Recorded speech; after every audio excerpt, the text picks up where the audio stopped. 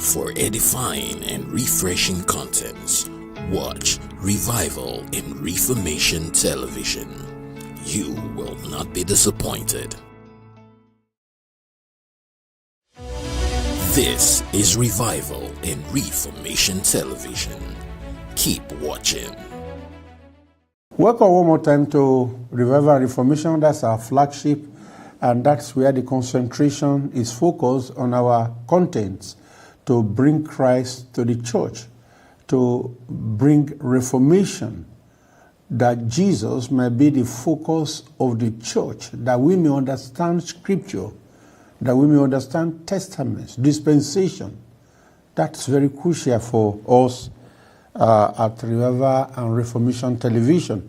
And that's why we continue to look out for people who believe the gospel, who believe in what Jesus did on the cross of Calvary. We call it the finished work of the cross, and leading men to no other person but Christ, and making sure that we do not stand in the way of Christ in the lives of believers. And this is very crucial. And so we go all out to look for these men and these women who understand these dimensions of faith, so that we do not, climb the wrong wall, only to find that out again at the end of our journey in life. And that's why my guest is here again from last week, the General Overseer, Senior Pastor of Christ Image Assembly. They have a church in Ibutemeta, one in Ikeja area, in Jos, in Abuja, in the UK, in Ghana, as many as I can remember of it, or by heart, and I know Pastor will be here to tell us more about it. Pastor Bode, welcome again to this program. Thank you, sir. And I know that the grace of God is so much upon your life, and what attracts a lot of people to you, especially when we met, is your simplicity and your humility, and to know that you are doing such amazing things for God's kingdom in a very quiet manner, without airs, seamless, and we see this is Christ really in you. Indeed, you have the image of Christ.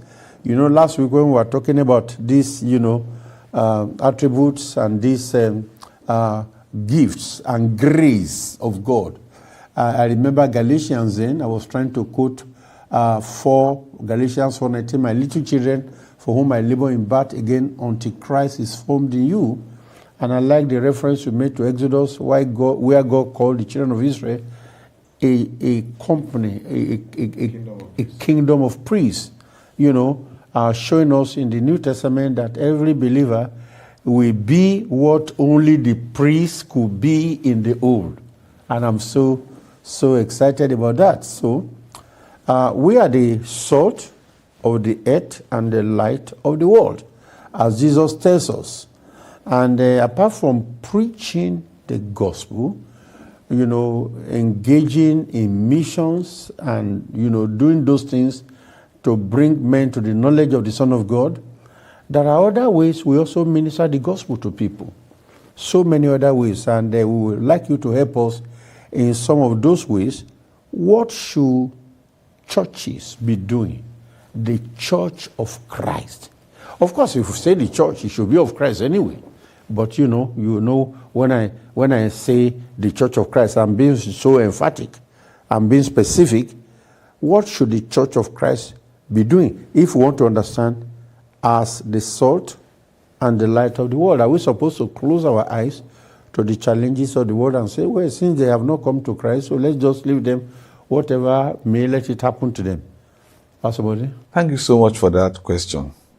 And I want to thank God for the opportunity He gave me some few weeks back at Reverend Kennedy's church to take a message. Yeah, that's a Global Mandate Conference. Wow, that's a very strong program. Yearly, you can't wait for another one to come. And the topic they gave me immediately came to my mind as the answer to this question. Wow. So they asked me to, I can't remember verbatim how the topic is, raising marketplace missionaries. Marketplace missionary. Or Christians in the marketplace. Yes, I mean, that's right. So, and I told them there that when we talk about the workforce, kingdom workforce, we usually think is the preacher, the ushers, the prayer person, choir that form the core of the kingdom work. Of the workforce. And I said that with those set of people that are called workers in church, they just form a little percentage of the workforce. Little percentage of the workforce. That the larger percentage are those that are in the marketplace. But it is in the church that they get trained, they get calibrated, they get configured. So that because they have opportunity to connect to those people that we cannot connect to easily. Very correct.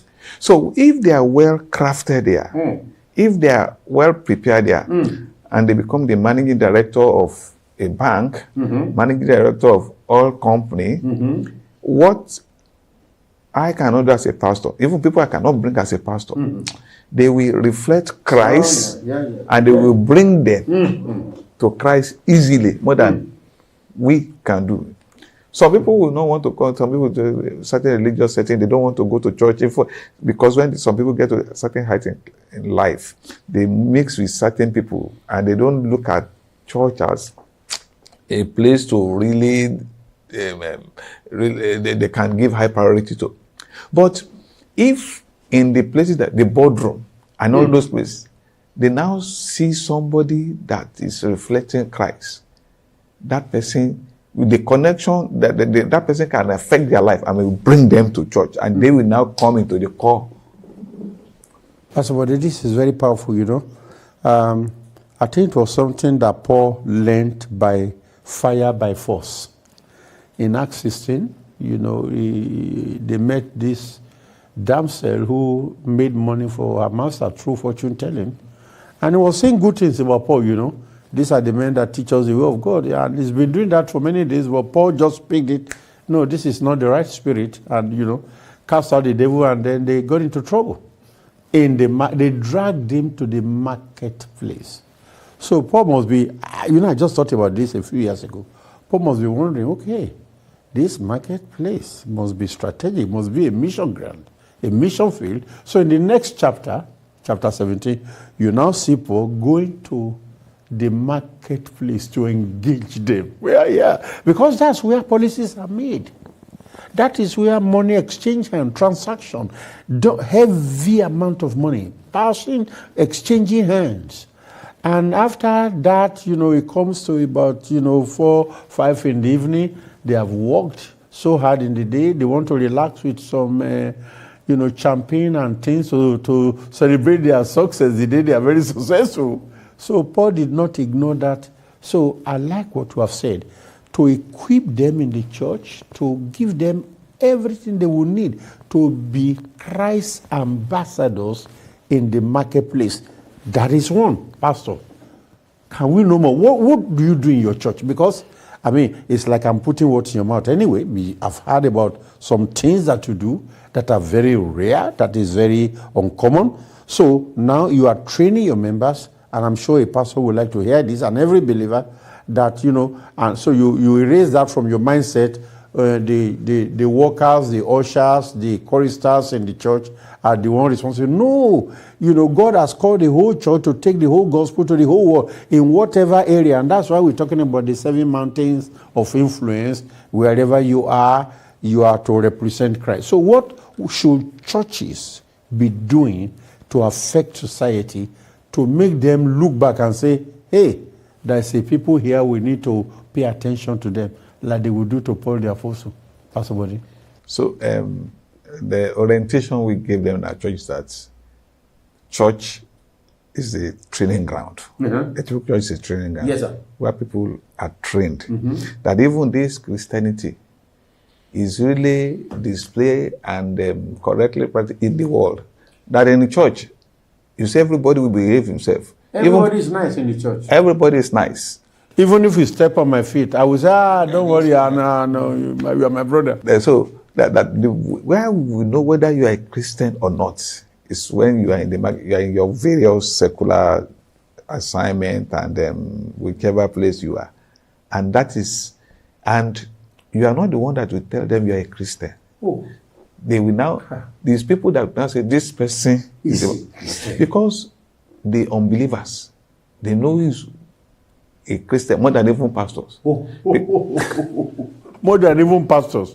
If some pastors pastors can be deceived because of the commitment. But if an unbeliever comes and says, Pastor, this one is a Christian. Hey, better believe it. Better believe it. Better believe it, Pastor. Wow. Pastor, tell us.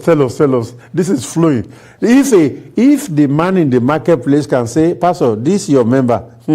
He never done again well. Then that person knows he has a lot of work to do. Tell us, sir.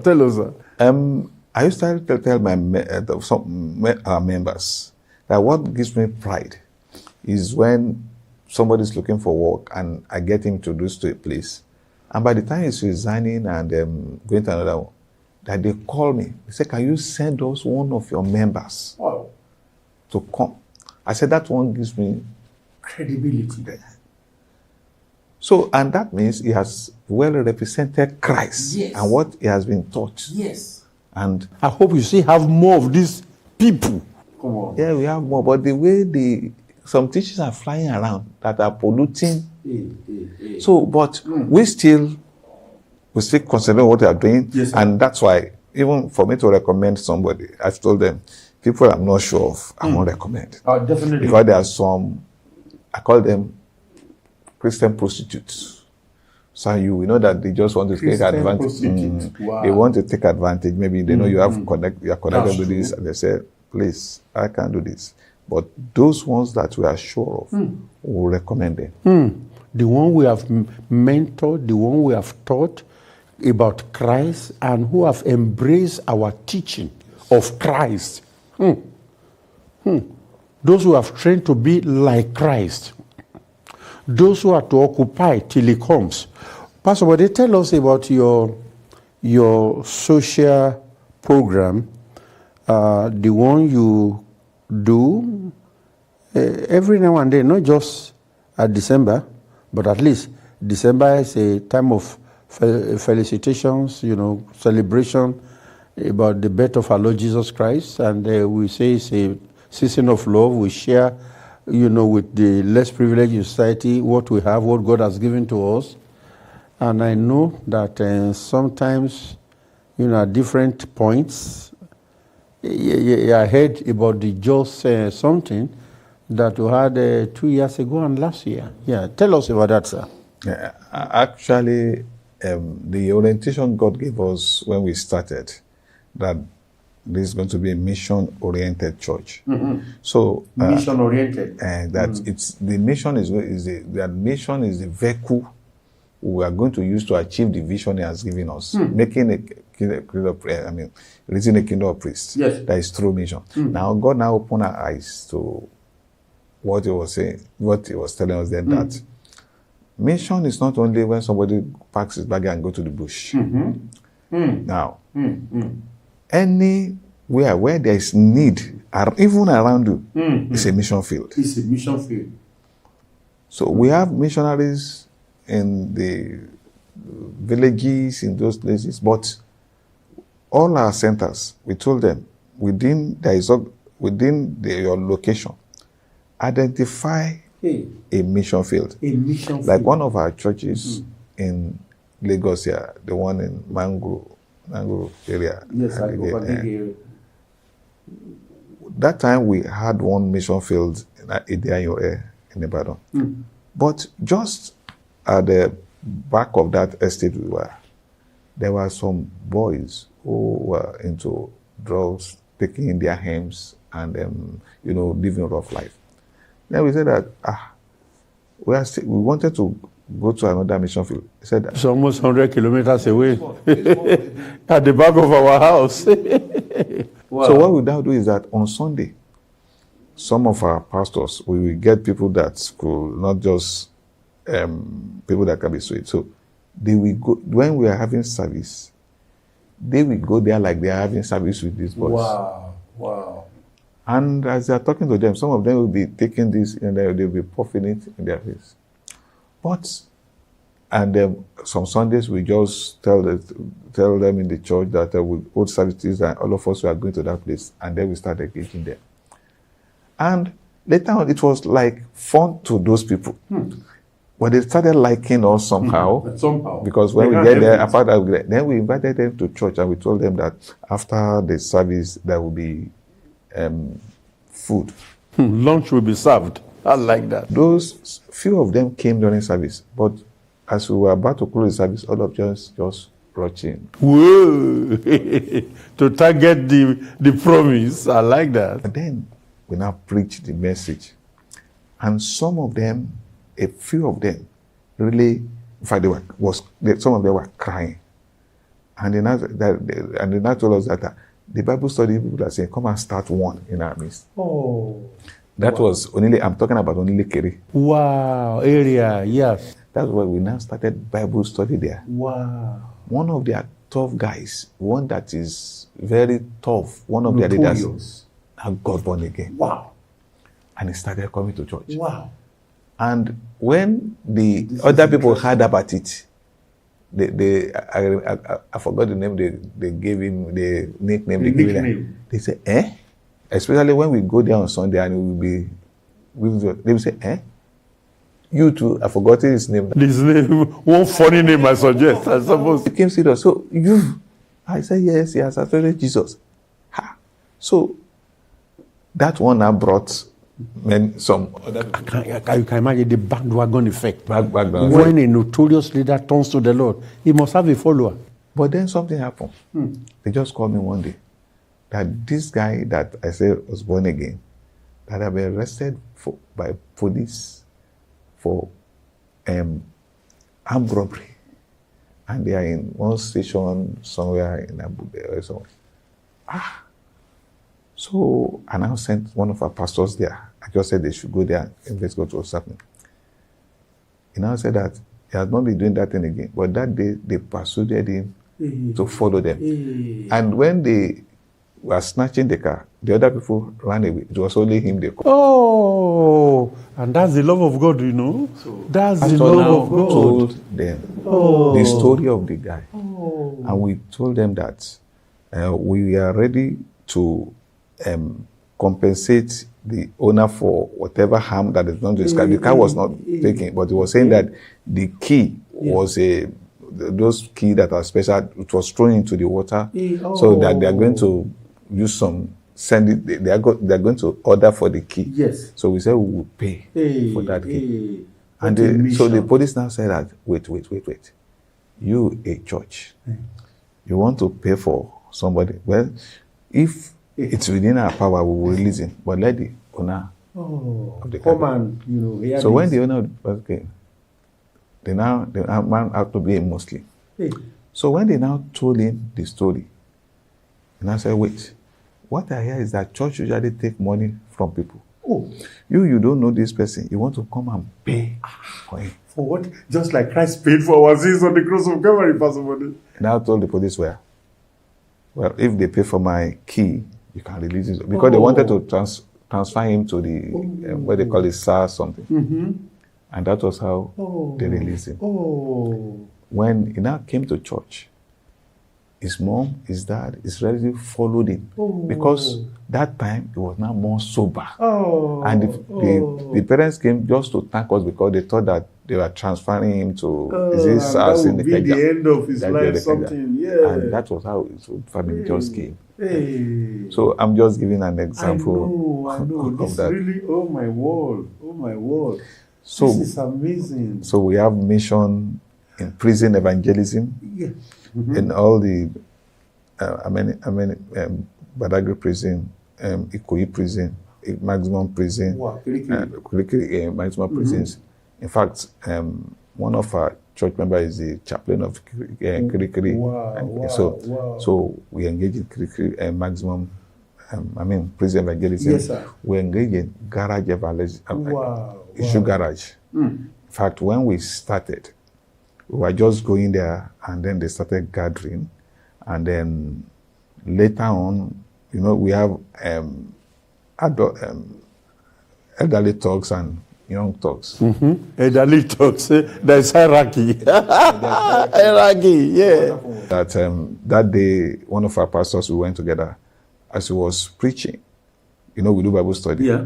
So one of the elderly talks asked question. Then the younger one interrupted. He just turned back, slapped him, and then fight started. So they now told us, they said we should not be putting them and the younger one together. Wow. We have to separate. They said, we want a place to rent. They now give us that place free of charge. So what we now do, we do one on Wednesday, the other one on Thursday. So at a certain stage, some of them will say, okay, they want to get born again. We take them to church. Then we have reconciled so many back to their parents. Oh, this is amazing. You know what's amazing to me? From Onilekere there, near the airport, to there in Rainy, but now it's about 100, maybe 110 kilometers, depending on what route you follow. Foye. Yes, but that behind you right there is a mission field. When we hear about mission field, we are thinking about the woods, in the jungles, where people are seen in the fourth world, where they don't wear clothes and all of those things, but one could be very nearby. Okay, tell us about this yearly exercise where you distribute. I think I saw a snippet of it in Jos, and you use the stadium. This last December was a lot of crisis with people doing charity, crowded, the Ibadan scenario, the one is in Anambra State or Enugu somewhere, yeah? And, that claimed lives. But how did you organize yours, or how have you been organizing them that is seamless, no riot, no pushing, no pressure, no stampede, and that you had it even at the stadium? I mean, that's very special. Tell us how you came about that. I want to thank God and appreciate our brethren in the northern, especially our brethren in Jos. And then this thing just started on a small scale. Yes, sir. Just reaching out to the vulnerable and the widows. The vulnerable and the widows. So they will come to our church on Sunday, and then the first one, I don't know whether it's up to 20, and they were giving gifts, maybe wrapper and all those things. Food. Oh, even clothings. Brand new wrapper. Brand new. Not used. Brand new wrappers, and then food, rice. We kill a lot of cows. They pack it in cellophane, give them, and all those things. Wow. So, but the next year they wanted to do, they now told their friends that some more people came. Really? Then that has a huge financial implication on your purse. So later on, we discovered that when they came another year, the whole church was filled and the outside was filled. Now the other one, even the whole street was filled with people. So when we wanted to do the one of 2 or 3 years ago that we started using stadium, we now went to got somebody who linked with, I think, the secretary of the government, and they just went to tell them what we have been doing. So when the man was told, maybe with some of the pictures, he said, "You people, you are doing this," and the one we did, we had about 3,000 people. That we did medical eye tests, and then if you do the eye test on Wednesday, on Saturday you come and collect your glasses. First of all, to collect glasses. Then the University of Jos, they gave us medical personnel in various departments. The consultant, you can see GP, then the consultants will be there. All those, the psychiatric doctor, everything, because we discovered that many people came there. At times, some people will say that they want to commit suicide, when they are talking to them. So one-on-one. So, and then we have, by the time they do counseling, they will now tell you this is the doctor you should go to. See. And we preach the word, and do the medical every day till Saturday. When they come together, then we'll now distribute bags of rice. This time around, I think there is a way they package all the condiments, they prepared they package everything together with the rice. Now the elderly from 60 upwards, we give brand new wrapper. Some of our members, a member of just bought all those wrappers, very expensive. But one thing that really caught my attention was one woman. When the woman was giving the wrapper, she started crying. Why are you crying? She said she don't know that she can buy new clothes. Because most of them, they are the people that the challenge of these Boko Haram. Some of them are widows, we have orphans and things like that. They don't even know where to get anything. So the woman was crying. I was just praying for us, praying for the church and all those things. So apart from those people with food. This is very, very okay, how we were able to not have problems. Yes, so that was amazing. That was amazing. You could see the joy on the faces of these people, tears of joy. Somebody knowing that you guys, I know you have a branch in Jos, but knowing that for most of the time the headquarters is in Lagos, and flying all the way from Lagos to Jos to come and go to the people, where we used to think in those days only the government, the authorities should do those things, but we are now saying no. Christ has given us an assignment to reach out to these people, the vulnerable in society. And he that gives to the poor, the Bible says, lends to the Lord. The pastor body. Do you know the impact that one has on our church? Tell us, sir. And most of them have said that they want to come to our church. And I told them that even if we want you, we don't have the capacity. We even don't have the workforce. The pastors, there's no building to contain all of you.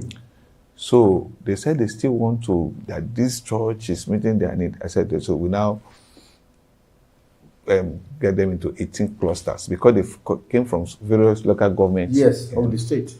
But we don't even have pastors to pastor them. So we now take one person from each cluster. Yes, sir. They now come for training. We were teaching them Bible study. So that Bible study, they go and teach those people. Yes. And with the level of their knowledge. Yes, with the level of their knowledge. So once a while when I go to Jos, they bring those people. And what amazes me is that I see some of them are old women. They will tell me that they will be giving testimony that they say one of their members was sick and she went to the house of that person that was sick. They said, and she prayed. And she didn't even know that she has power to heal. That she didn't and then she will be saying, Pastor, I didn't know. So I told people, that we don't have enough pastors that can go and do those things. But those ones, some of them cannot, they'll be interpreting from their language to me. But they are the ones that are in those clusters now. They are the ones that are taking care of those clusters. This is interesting. So we are now even telling some of our brethren, come, there is work. So much work. Could this be one of those things Jesus was trying to emphasize in Matthew 25? Let's look at that very briefly. That very powerful. Yes, you did not give me food. I was naked. You did not clothe me. I was in prison. Nobody came to look for me. And then the people will say, but Lord, when did we see you that we didn't? Yeah. And again, when he said, you visited me, you did this, and he said, when did we see you that, I think it starts from verse 31 rather, 25, 31. When the Son of Man comes in his glory, and all the holy angels with him, then he will sit on the throne of his glory, and all the nations will be gathered before him, and he will separate them from one another as a shepherd divides his sheep from the goats. And he will set the sheep on his right hand, but the goats on the left. Then the king will say to those on his right hand, come, you blessed of my father, inherit the kingdom of God prepared for you from the foundation of the world. For I was hungry, that's number one, you gave me food. I was thirsty, you gave me drink. I was a stranger, you took me in. I was naked, you clothed me, that's the first one. I was sick, you visited me, fifth one. And I was in prison, and you came to me. And in verse 40, and the king will answer and say to them, assuredly I say to you, inasmuch as you did it to one of the least of these my brethren. Let me qualify them. Jesus calls them his brethren, vulnerable brethren. You did it to me. Pastor, this is where we are going to close. this scripture is very strong for me. It touches me, and I'm saying, so while people are getting ready to celebrate Christmas, I'm sure at that point in time, many of your leaders, you are not even thinking, I want to kill a cow, I want to...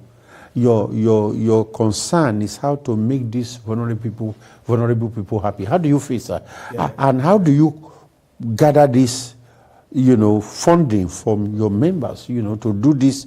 You kill cows and distribute to them? Okay, so in December, Christmas, that Christmas day, we are not to do service in church. We do service in hospitals.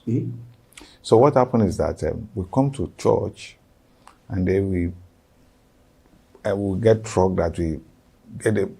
They will put the gifts that we are giving people, and then there are hospitals now that we are used to. They are always expecting us every year, and because of that, they will organize Christmas service.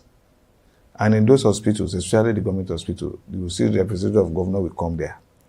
The one we go to regularly from Qatar is Harvey, the Federal Medical Center, Harvey. And because of what we do, in fact, they reserve the preaching that to me, that I really want to preach. And by the time we finish the service, we'll now go with the medical director, the representative of the governor. We now go from bed to bed presenting, because we felt that these people cannot.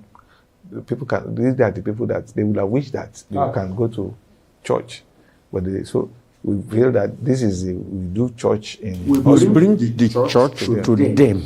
So we tell our centers, they may not, if they have a hospital, take the church to people that they cannot even afford to buy something in Christmas to, then take the love of Jesus. Because we tell them that what we are doing is that to the season, they say the spirit of the season is spirit of love. Yeah. And we now tell them how Jesus Christ died of the cross, and he's showing us love.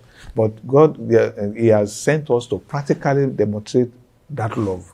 So, and brethren, because they too, they get so excited and happy when they see people taking this thing and happy, and some of them crying, some of them they are just happy. They said it gives them pleasure. So we don't have problems in our brethren contributing. In fact, when we finish one this, somebody will tell us that next year we are going to buy more of this thing because wow. We don't have problems. Pastor Bode, I really thank God for your life and for what you are doing and mobilizing the church, teaching the church to do exactly what Jesus would do, because he did that a lot. At the end of the day, many of them may not, come to faith in him, or did not come to faith in him at that time. But I'm sure that long after Jesus had left, they will now begin to put the thoughts together. This man that, didn't carry any gun, no any arm, but, winning the war of love and showing his love and the love of the Father to the people. That's very amazing to me. In our next discussion, by the grace of God, and I trust God that will make that happen very soon, we want to look at the revival aspect. I know that's another area of passion for you that we'll be discussing to the glory of God. And I'm glad to know that your friend from New Wine is coming to Nigeria for a conference, and we can't wait to see that conference happen for Pastor Taiwo to bring. Yes, it's so exciting to me. And I know you have been in relationship with this church for many years ago, and so exciting. And by the grace of God, we'll be reaching out to many pastors to attend the program that is coming up next month. That is the month of April, by the grace of God. And God helping us, and we can have a very successful meeting. Pastor Bode, thank you so much for coming to this program, and we hope to see you again very soon. So be blessed. Remember to like. Remember to share. If you have not subscribed, please do so. And God bless you in a very special way. See you again. This is Revival in Reformation Television. Keep watching.